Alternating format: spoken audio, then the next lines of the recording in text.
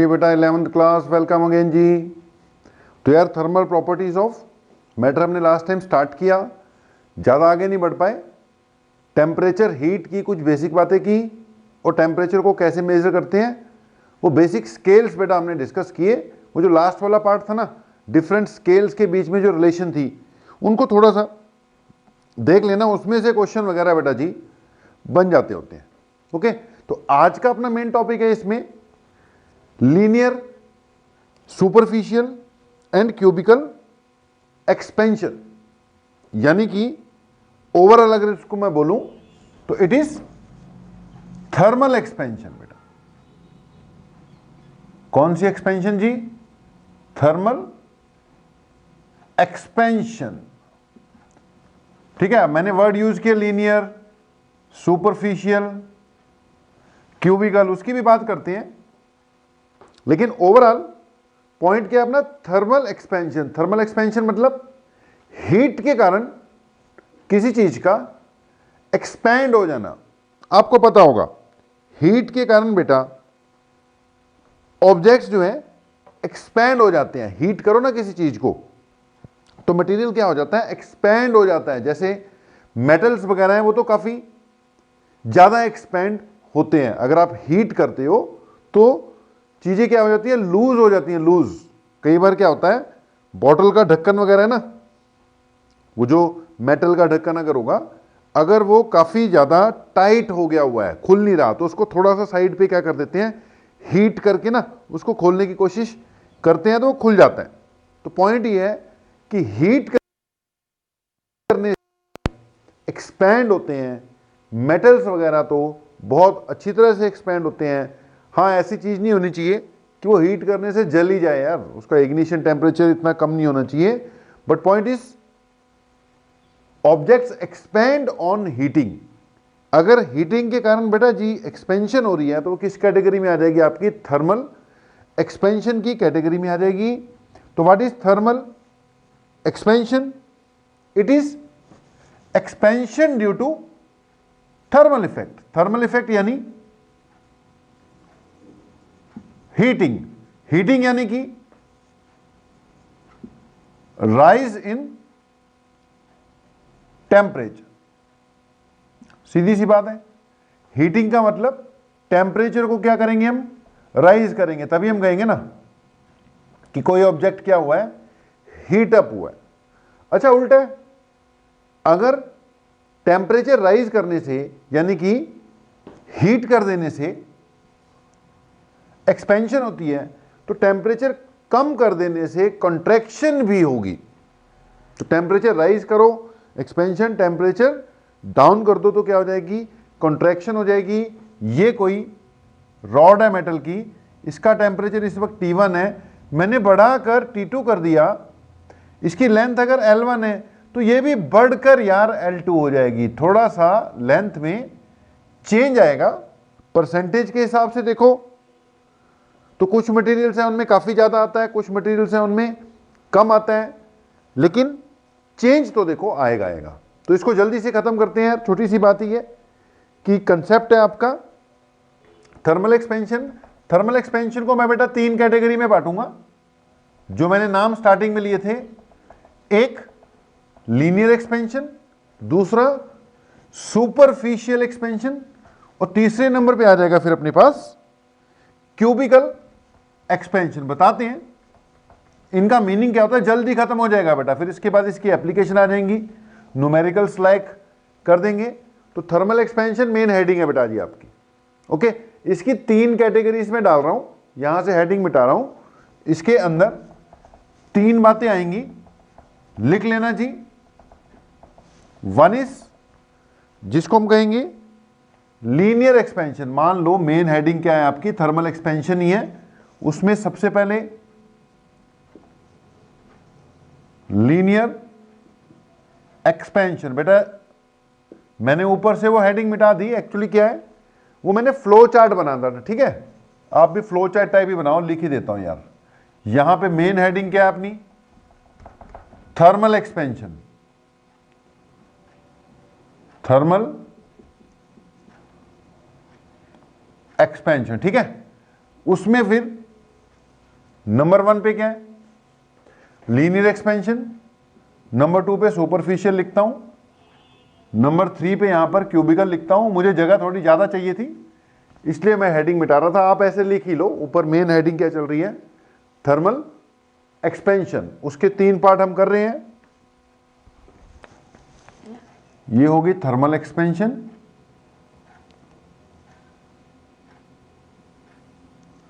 ठीक है जी, linear expansion,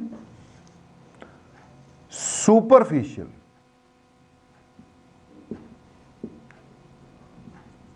expansion,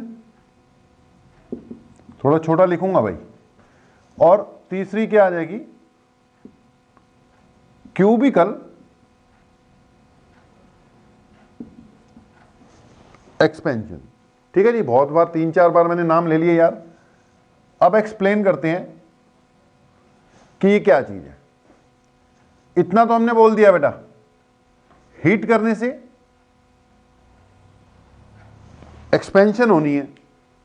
अब बेटा अगर ये कोई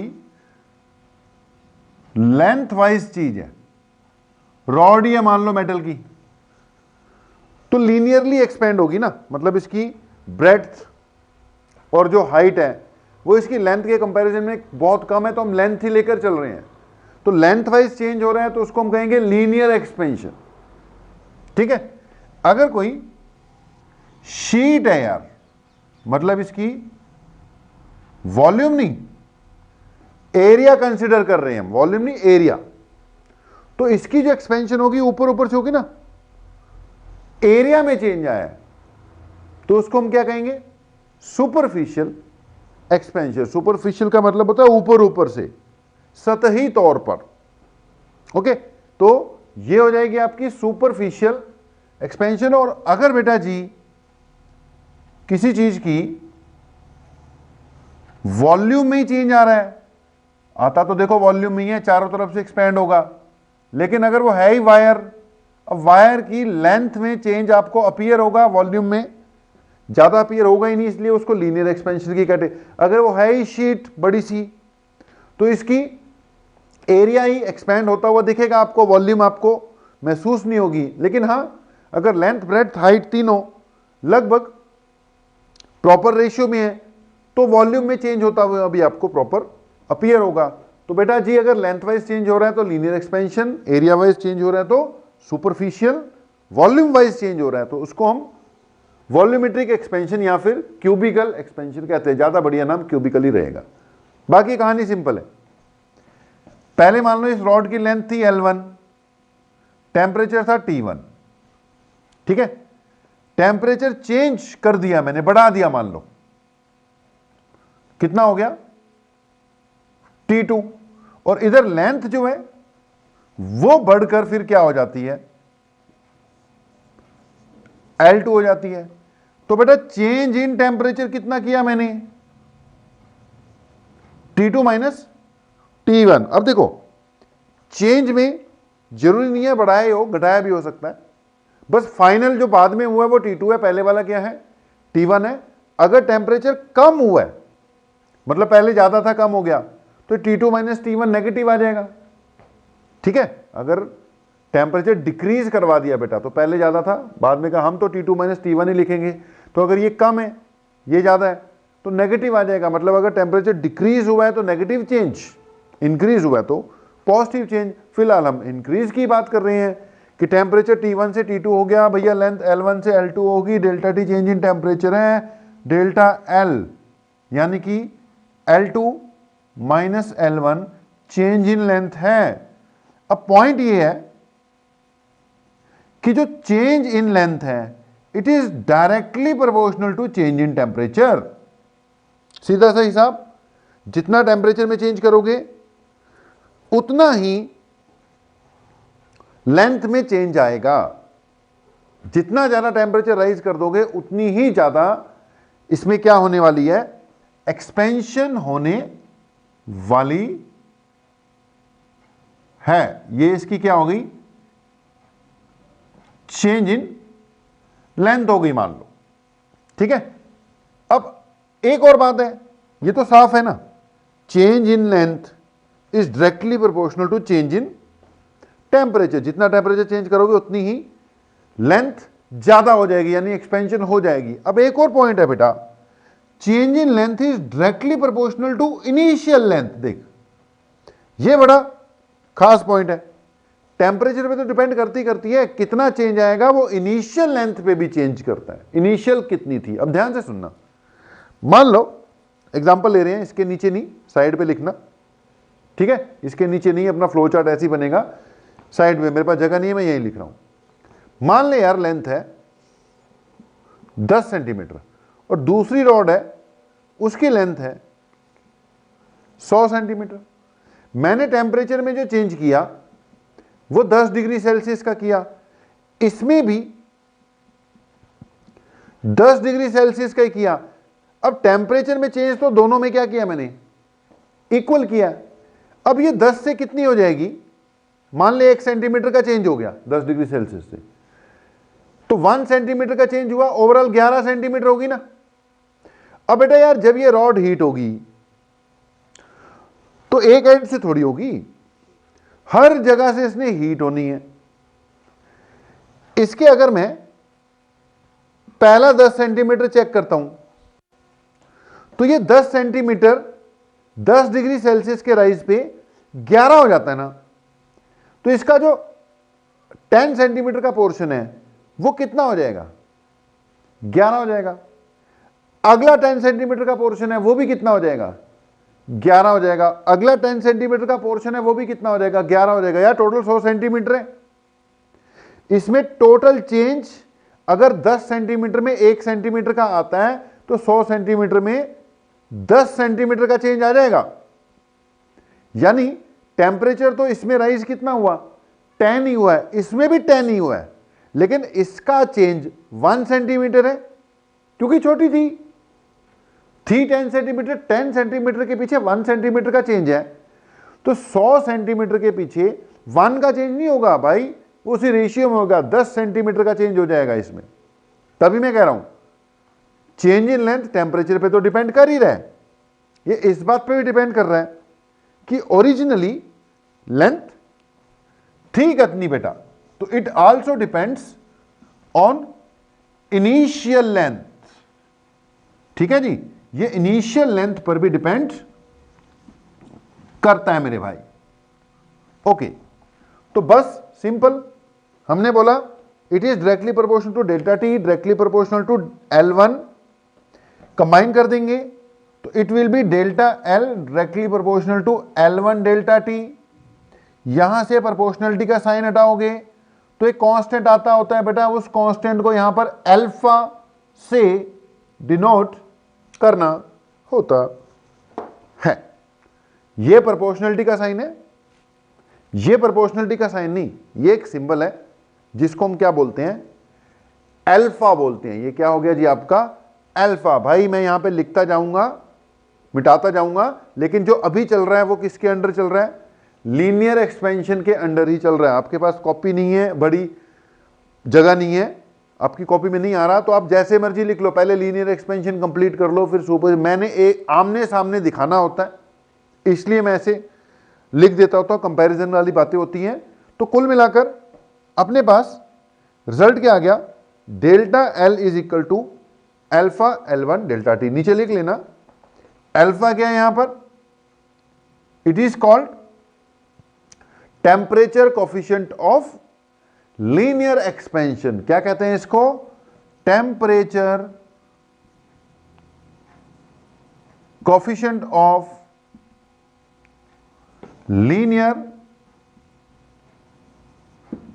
एक्सपेंशन। ठीक है, इसमें थोड़ा टाइम ज्यादा लगा देंगे, बाकी जल्दी जल्दी निपट जानी है, पहले में समझाने में टाइम लगता होता। तो अल्फा बेटा क्या हो गया जी आपका, temperature coefficient of linear expansion.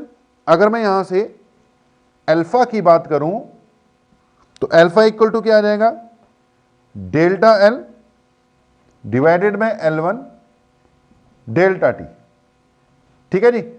अगर इसकी बेटा डेफिनेशन कोई पूछ ले, लिखना, बोल रहा हूं अल्फा क्या है, टेम्परेचर कोफिशिएंट और लीनियर एक्सपेंशन। और अगर इसकी कोई डेफिनेशन पूछे तो क्या बोलनी है कि it is defined as change in length per unit rise in temperature या change in temperature, change in length per unit change in temperature per unit original length. फिर से सुन लो, लिखना है कि temperature coefficient of linear expansion is defined as change in length per unit change in temperature per unit original length. Unit इसकी, length की unit metre, length की unit metre, metre metre cut गए, नीचे क्या आएगा केल्विन, तो इसकी क्या आ जाएगी पर केल्विन। यूनिट इसकी क्या रहेगी बेटा जी पर केल्विन। अल्फा की यूनिट क्या रहेगी जी पर केल्विन। ठीक है जी। अब इसको पर डिग्री सेल्सियस भी बोल सकते हैं। ठीक है जी। अब देखो ये चेंज है ना, चेंज केल्विन और सेल्सियस स्केल में दो टेम्परेचर के बीच का जो डिफरेंस है वो सेम रहता है, यानी यूनिट कन्वर्ट करने की भी जरूरत नहीं है, चाहे पर केल्विन कर दो चाहे पर सेल्सियस कर दो, उसमें कोई फर्क नहीं पड़ने वाला।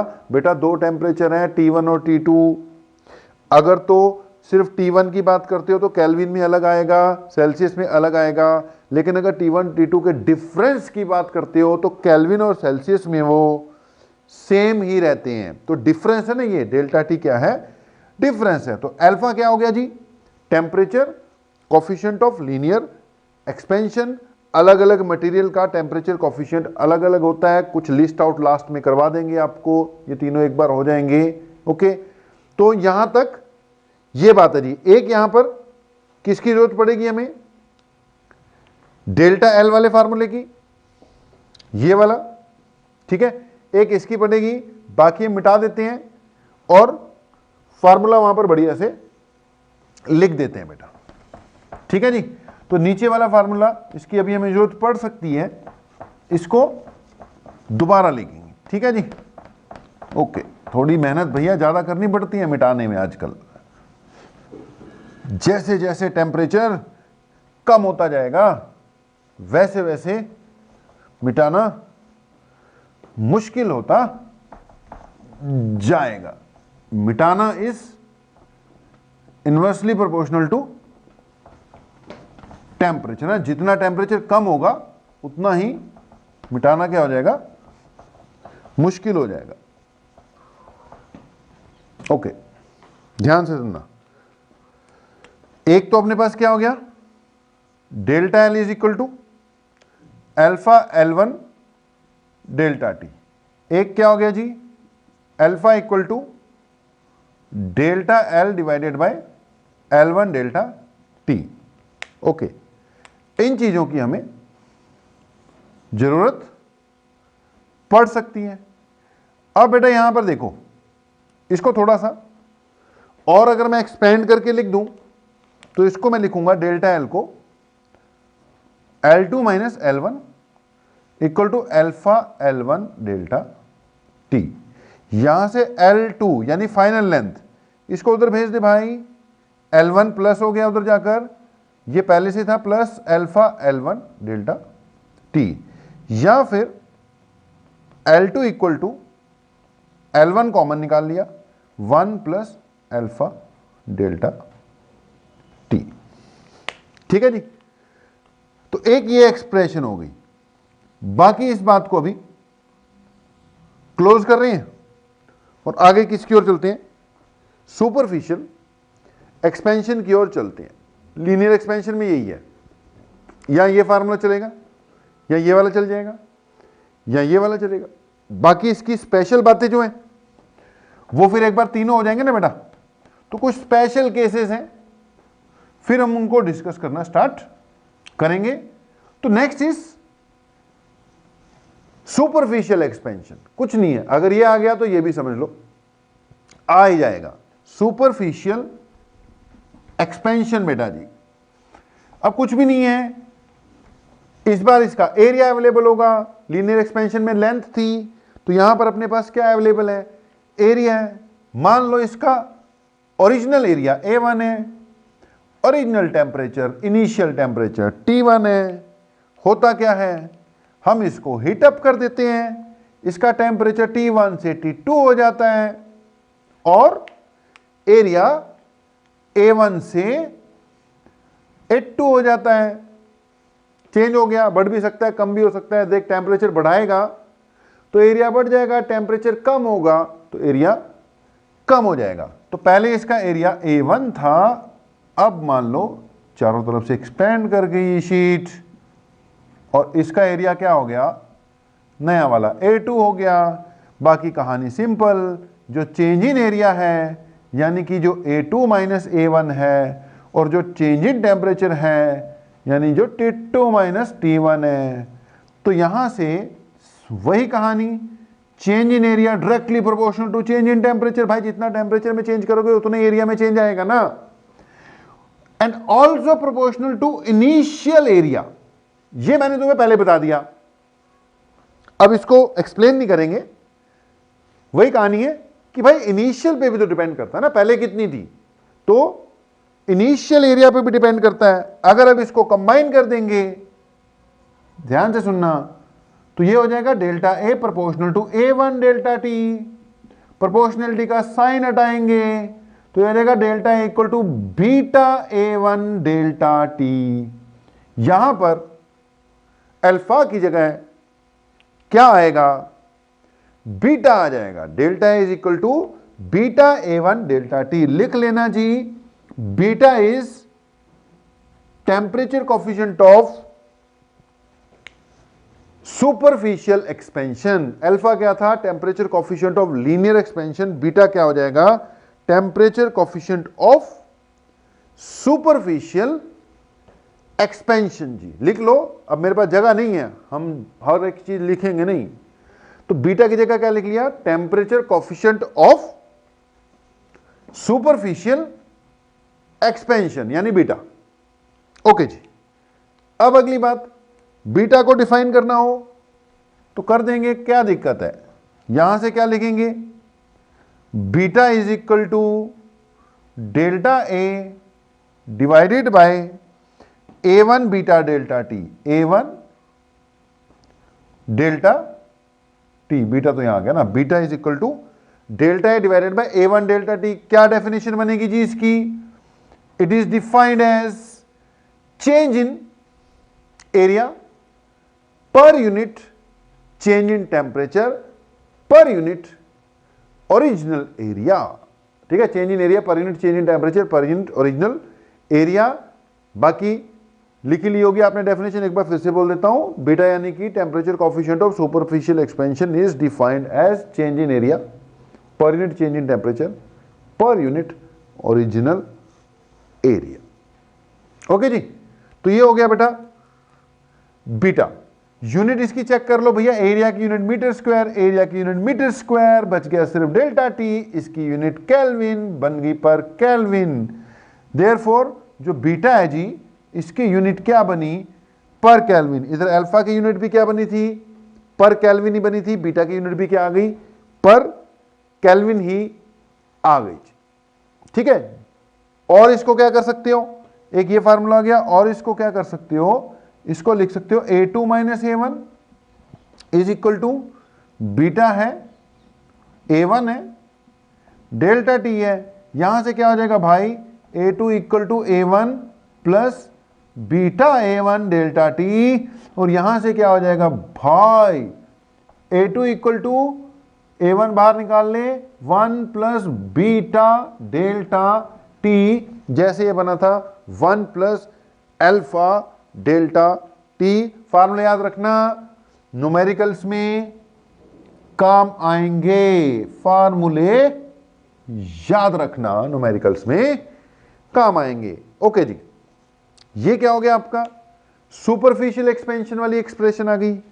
जैसे इसमें एक ये फार्मूला चाहिए, एक ये वाला चाहिए, ये रहा बीटा का, ले लाल कर देते हैं इसको भी, ठीक है जी, और एक ये वाला चाहिए। बाकी नोट कर लेना, हम उधर से मिटा देंगे भाई, कहानी को उधर से मिटा देंगे, क्योंकि उधर जगह भी चाहिए क्यूबिकल के लिए। फिर अब अगली बात, क्यूबिकल एक्सपेंशन। अब क्यूबिकल एक्सपेंशन में भी वही कहानी है यार, कि जी चेंज इन एरिया की बजाय चेंज इन वॉल्यूम आ जाएगी। ध्यान देना, पहले टेम्परेचर था T1, हमने कर दिया T2, पहले वॉल्यूम थी V1, अब हो गई V2। ठीक है जी, कहानी वही है, change in volume directly proportional to change in temperature, change in volume also proportional to initial volume, दोनों को इकट्ठे कर दोगे तो V1 डेल्टा T हो जाएगी, प्रोपोर्शनलिटी का साइन हटाओगे तो इस बार यहां पे गामा आएगा, V1 डेल्टा T। पहले क्या था, अल्फा था, यहां पर क्या आ गया, बीटा। अब क्या आ गया, गामा, तो बन गया अल्फा बीटा गामा। गामा क्या है यहां पर, it is temperature coefficient of cubical expansion, temperature coefficient of cubical expansion. Expression इसकी फिर से वही बन जाएगी, gamma is equal to delta V divided by V1 delta T। Unit इसकी फिर से वही बन जाएगी, पर केल्विन। डेफिनेशन इसकी फिर से वही बन जाएगी, change in volume per unit change in temperature per unit original volume change in volume per unit change in temperature per unit original volume. और जैसे ये एक्सप्रेशन है A2 equal to A1 1 plus beta delta T, जैसे ये expression है L2 is equal to L1 1 plus alpha delta T, वैसे ही इसकी expression बन जाएगी। यहां पे लिख रहा हूं अब कि V2 is equal to V1 1 plus gamma delta T। Okay, उम्मीद है सारी चीजें नोट कर ली होंगी। भाई नोट नहीं की तो कर लो, बातें अभी और भी बहुत है करने के लिए। अल्फा बीटा गामा तक तो हम पहुंच गए जी। हाँ जी बेटा यार, तुमने अल्फा बीटा गामा की बात की यार। ये दो चार मटेरियल्स हैं, इनके अल्फा और गामा, बेटा बीटा का ज्यादा यूज नहीं होता है, अल्फा और गामा का लिस्ट दे रखी है, इसको देख लेना। भैया याद करने की जरूरत नहीं है, वैसे क्वेश्चंस में दिया होता है, मुझे भी याद नहीं है, मैंने भी देख के लिख दिए। ओके, एक दो के धीरे धीरे याद आपको क्वेश्चंस करते करते हो जाएंगे। हाँ, ऑर्डर जरूर देख लेना, ऑर्डर जरूर याद होना चाहिए। अब जैसे कोई भी मटेरियल है यार, स्टील की बात करते हैं हम। अब अगर स्टील की रॉड बनाओगे तो स्टील का अल्फा यूज होगा, अगर उसका यह शीट बना देंगे तो उसका बीटा यूज होगा, अगर उसका कोई सॉलिड मटेरियल है अपने पास, लेंथ ब्रेथ हाइट सब कुछ है, तो उसका बेटा जी गामा यूज होगा। ठीक है, वैसे अगर स्टील की बात कर रहे हो तो स्टील का अल्फा वो कितना है, 1.2 इंटू 10⁻⁵। बेटा ऑर्डर सबका 10⁻⁵ है, ऑर्डर सबका 10⁻⁵ है। वैल्यू में फर्क पड़ेगा, वो देखो क्वेश्चन में गिवन होती है, लेकिन ऑर्डर सबका लगभग 10⁻⁵ है। यूनिट वही है, पर केल्विन भी रख सकते हो, सबकी यूनिट यही थी ना अल्फा बीटा गामा की, पर डिग्री सेल्सियस भी रख सकते हो। तो अगर हम किसी एक मटेरियल की बात करते हैं तो बेटा उसका अल्फा भी होता है, उसका बीटा भी होता है और उसका गामा भी होता है। अच्छा, अल्फा बीटा गामा के बीच में रिलेशन होती है, याद रखनी है कि अगर मैं किसी एक पर्टिकुलर मटेरियल की बात कर रहा हूं बेटा, तो अल्फा बीटा गामा, ये याद रखना है। Alpha by 1 equal to beta by 2 equal to gamma by 3, मतलब ये इनके बीच में यार आपसी क्या है, रिलेशन है। ये एक्सप्रेशन फिर हमें क्या करनी पड़ेगी बेटा, ये याद रखना काम आएगी।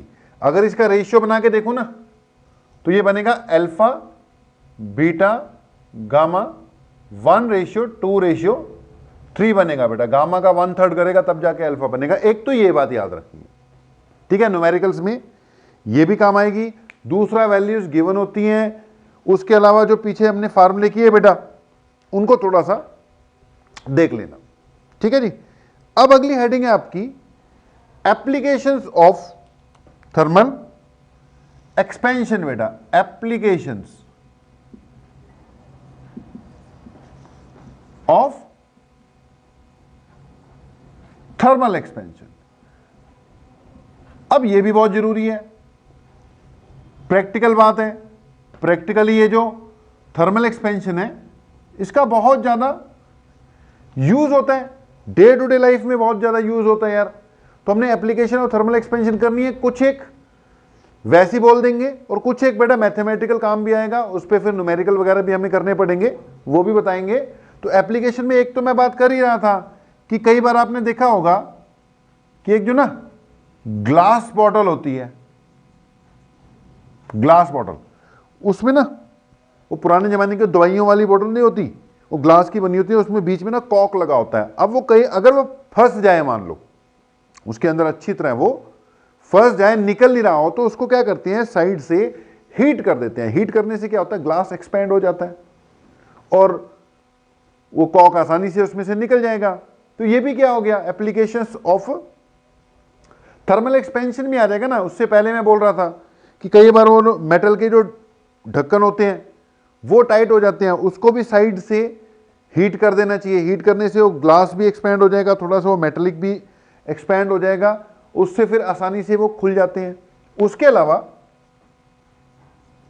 पुराने जमाने में, आजकल तो पता नहीं बहुत कम हो गए हैं, वो लकड़ी के व्हील होते थे, वो टांगे टूंगे होते थे ना, टांगे बैलगाड़ी जो होती है, उसका जो व्हील होता है वो किसका होता था, वो लकड़ी का होता था। अब लकड़ी का व्हील जब चलेगा तो वैसे ही घिस जाएगा सारा का सारा। तो इस पे क्या करते थे, एक मेटल का रिंग चढ़ा देते थे। ये व्हील है पूरा का पूरा, किसका, वुड का बना हुआ बेटा, वुडन व्हील। और इसके ऊपर ना एक, जितनी की चौड़ाई इसकी होती है टॉप से, उतना का चौड़ाई वाला एक मेटल का रिंग चढ़ा देते थे बढ़िया से। अब चढ़ाते कैसे थे, टाइट होना चाहिए ना, वरना तो उतर ही जाएगा। तो ये लगभग इसके साइज का ही होता था। अब इसके पूरे पूरे साइज का होगा तो चढ़ेगा नहीं, तो इसको क्या करते हैं, पहले हीट कर देते हैं। हीट करने से क्या हो जाता है, ये एक्सपैंड हो जाता है। एक्सपैंड होने के बाद फिर इसको इसके ऊपर चढ़ा देते हैं, फिर अपने आप ये थोड़ी देर में ठंडा हो जाता है। जब ठंडा हो जाता है अपना ओरिजिनल साइज ले लेता है, और ओरिजिनल जब साइज लेगा तो इसके ऊपर अच्छे तरह से क्या हो जाएगा, फिट हो जाएगा। ये भी किसका एग्जाम्पल हो गया, थर्मल एक्सपेंशन का एग्जाम्पल हो गया। उसके अलावा अगर आपने भाई कभी ध्यान से देखा होगा, वो जो रेल की पटरी डलती है ना, रेल की पटरी, उसमें लंबी लंबी रेल्स होती हैं। अब ध्यान से देखोगे तो यहां से लेके वो मान लो अंबाले जाना, अंबाले तक एक ही पीस थोड़ी है, पूरा लोहे का एक ही पीस थोड़ी लगा दिया उन्होंने, उसके बड़े बड़े लंबे लंबे पीसेस होते हैं, और उनमें जॉइंट जो होते हैं बीच में थोड़ा सा गैप छोड़ते हैं। ठीक है, ये एक पीस है पटरी का, यहां पे दूसरा लगेगा, यहां पे बीच में रिवेटिंग की होती है, और एक और दूसरी के बीच में, जैसे मान लो ये एक है, थोड़ा सा गैप छोड़कर यहां से फिट किया होता है, इतना ज्यादा नहीं, थोड़ा सा मतलब गैप छोड़ा होता है। अब वो गैप किस लिए होता है भाई, टू अलो थर्मल एक्सपेंशन। अगर बिल्कुल एंड जोड़ के रख देंगे तो हीट वीट होने से जब एक्सपेंशन होगी ना, अब भैया गाड़ी चलेगी उसके ऊपर, उससे भी वो हीट अप हो जाती हैं। उसके अलावा वैसे भी टेम्परेचर में चेंज आते रहते हैं, थोड़ा थोड़ा करके ही काफ़ी फर्क पड़ जाएगा। तो अगर बिल्कुल जोड़ के रखा होगा तो जब हीट होंगे, एक्सपैंड होंगी, तो एक्सपैंड होने के कारण उनको जगह नहीं होगी एक्सपैंड होने के लिए, वो टेढ़ी हो जाएगी, वहां से क्रैक भी पड़ सकते हैं, धीरे धीरे धीरे करके कमजोर पड़ती जाएगी, या पटरी टेढ़ी हो जाएगी। तो गैप भी छोड़ जाते हैं। क्यों छोड़े जाते हैं, due to allow thermal expansion, thermal expansion को अलो करने के लिए।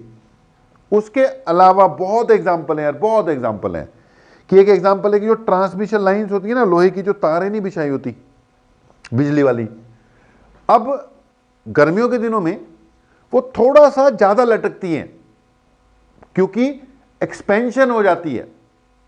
सर्दियों में उनका जो नीचे की ओर जो झुकाव है ना, जो लटकी हुई है जो, वो थोड़ा सा कम हो जाता है।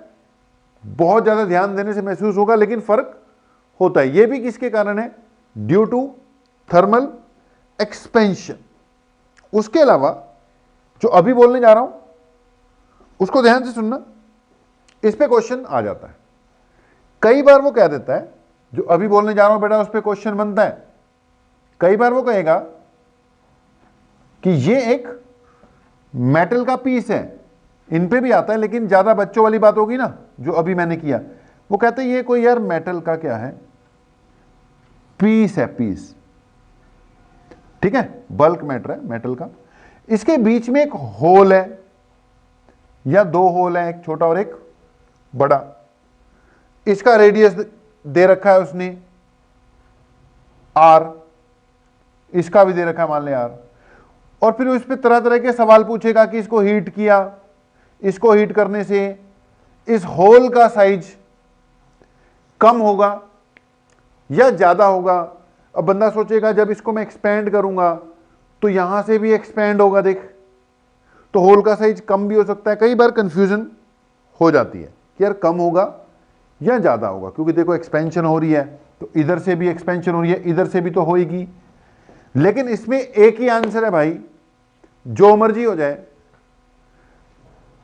होल का साइज बड़ा ही होना है, बड़ा ही होना है। ये चारों तरफ से फैलेगा। इसमें अगर कोई कैविटी है, अगर कोई होल है, चले चाहे कोई 10 होल हैं, सबका साइज बड़ा ही होगा। हीट करने से ओवरऑल ये जो मटेरियल है ये भी क्या करेगा, एक्सपेंड करेगा, इसका साइज इंक्रीज होगा, ठीक है। होल चाहे एक है, दो है, तीन है, उनका साइज भी इंक्रीज ही होगा। इंक्रीज ही मानना है कि size will increase.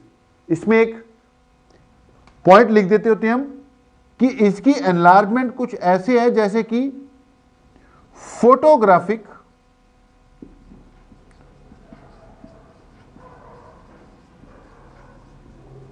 Enlargement. Photographic enlargement का मतलब बेटा कि जैसे फोटोग्राफ नहीं एक्सपेंड होता। अब मान लीजिए छोटे साइज की फोटोग्राफ है, अगर इसको मैं बड़े साइज की करूंगा तो इसमें जितनी भी चीजें हैं सब बड़ी ही होंगी ना, तो भाई इसमें जितने भी होल हैं, छिद्र हैं, वो सारे के सारे बड़े ही होंगे। फोटोग्राफिक एनलार्जमेंट वाला कंसेप्ट लगा देना, आएगा इसमें क्वेश्चन। ओके, एक चीज और है, कई एप्लीकेशंस है, एक और सुनो।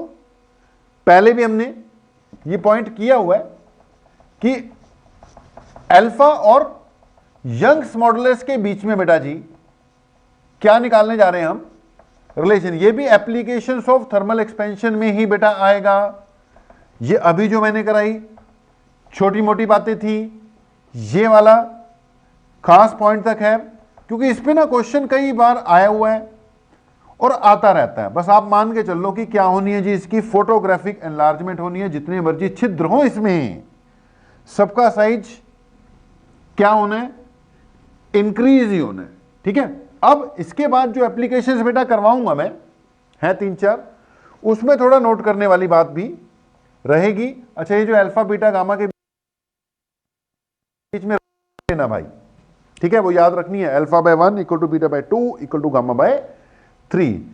अब खास पॉइंट है, ध्यान से सुनना, मैं वाई और अल्फा के बीच में इंट्रोडक्शन लेकर आ रहा हूं, जिसको हमने पिछली बार थर्मल स्ट्रेस बोला था।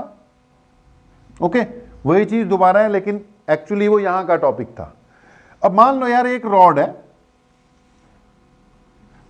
इसकी कुछ भी लेंथ है, मैंने इसको दोनों तरफ से क्या कर रखा है, फिक्स कर रखा है, ठीक है। ये रॉड होगी, किसी भी मटेरियल की बनी होगी, तो इसका लेंथ वाइज ले रहे हैं ना, तो कुछ ना कुछ अल्फा भी होगा बेटा, टेम्परेचर कोफिशिएंट ऑफ, बढ़िया से नोट कर लेना इसको, temperature coefficient of linear expansion. Okay, अब क्योंकि ये मेटल की बनी हुई है या किसी भी और मटेरियल की बनी हुई है, इसका यंग्स मॉडुलस भी तो होगा, रॉड है तो यंग्स मॉडुलस तो होगा ही होगा। ओके, इसकी ओरिजिनल लेंथ L1 है।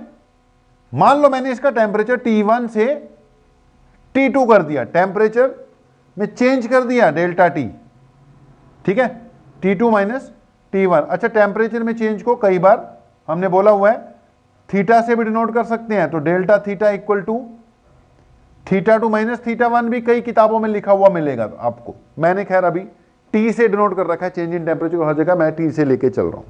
ओके जी बेटा जी, हमने इसको हीट किया तो इसकी एक्सपेंशन होने की कोशिश होने लग गई, लेकिन हमने तो दोनों तरफ से इसको फिक्स कर रखा है, तो एक्सपेंशन इसकी हो नहीं पाएगी, उसके कारण इसके अंदर एक स्ट्रेस डेवलप होनी शुरू हो जाएगी। तो दोनों बातें लगेंगी। अब यहां पर अपने पास ये फार्मूला तो चल ही रहा है, डेल्टा एल यानी change in length is equal to original length यानी L1 अल्फा डेल्टा टी। अब ये तो अपने पास पड़ा ही हुआ है, ठीक है। ऊपर से हमें वो यंग्स मॉडुलस वाली कहानी भी पता है। क्या होता था Young's modulus? It is stress by strain, है ना, F by A delta L by L। L क्या होती थी? Original length. अब ओरिजिनल लेंथ को मैंने यहां पे L1 से डिनोट कर रखा है, तो वहां पे भी किससे कर देता हूं? L1 से, क्योंकि अभी बेटा अपना फार्मूला तो यही चल रहा है ना, delta L equal to L1 alpha delta T. ये क्या हो गया? F बाय ए, नीचे डेल्टा L, ऊपर क्या चले गया? L1। ओके, पहले मैं इसको L लिखता था ना, वहां पे L और L डैश लिखा हुआ है बेटा आपने, यहां पे L1 और L2 लिखा हुआ है, इसलिए ओरिजिनल लेंथ आनी थी, L1 आ गया। यहां से भाई कुछ ना कर, ये डेल्टा L जो है यहां पे पड़ा ही हुआ है, इसकी वैल्यू उठा के पुट कर दे उसमें, तो ये F आ गया, ये A आ गया, ये L1 आ गया। डेल्टा L, क्योंकि दोनों सेम ही चीज है ना, L1 alpha delta T, L1 alpha delta T, L1 alpha delta T. L1 से L1 कट जाएगा जी, y इज इक्वल टू आ जाएगा F बाय ए, नीचे क्या आ गया? अल्फा डेल्टा टी, मतलब F by A is equal to आ जाएगा y अल्फा डेल्टा टी। इसको कहते हैं थर्मल स्ट्रेस। तो थर्मल स्ट्रेस कितनी होगी? y अल्फा डेल्टा टी, या फिर यहां से बेटा F equal to y alpha delta T into A कर देंगे। ये थर्मल फोर्स हो गया कि हीट के कारण जो उसमें फोर्स डेवलप हुआ है, तो यंग्स मॉडुलस के साथ ये रिलेशन बन गई यार, F equal to y alpha delta T into A, या F by A equal to y alpha delta T. Thermal stress का फार्मूला, इनको भी नोट करके रखना। न्यूमेरिकल अभी आपको थर्मल एक्सपेंशन पे हमने खूब करवा देने हैं। ओके, दो चार बातें और हैं, वो भी करवा देते हैं, फिर टॉपिक अपना क्लोज हो जाएगा जी।